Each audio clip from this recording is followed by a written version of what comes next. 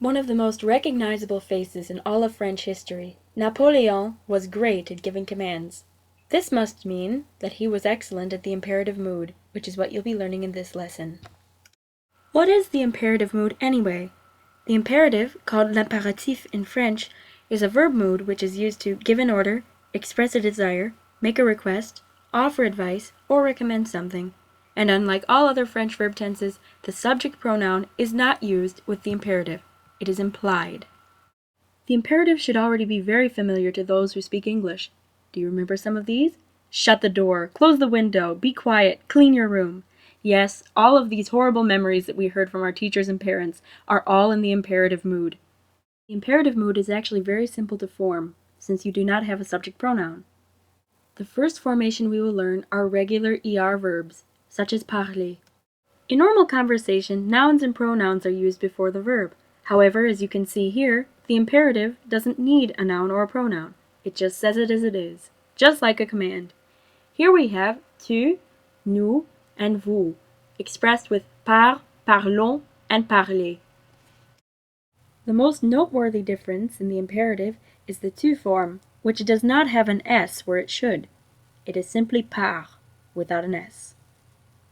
A good example of an ER verb imperative would be parler plus fort, which means speak up. Take note that all ER verbs are not the same, as you can see with lever, which takes a stem change, and aller, which, as you know, is always irregular. Let's move on to RE verbs. RE verbs do not change all that much in the imperative. Attends, attendons, attendez. Another example, faire, fait, faisons, faites. And we are logically able to move right along to IR verbs, like finir. Here we have fini, finissons, and finissez. The only exception will be ouvrir and souffrir, to open and to suffer, which are conjugated like ER verbs, and will be conjugated like this: ouvre, ouvrons, ouvrez. And what would French be without a couple of irregulars to mix things up?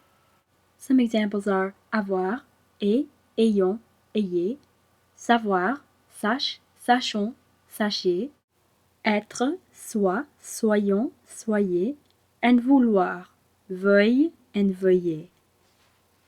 If you'd like to make a negative command, simply surround the imperative by ne and pas. Here we have ne pars pas. Your work for this lesson requires two things: imagination and effort.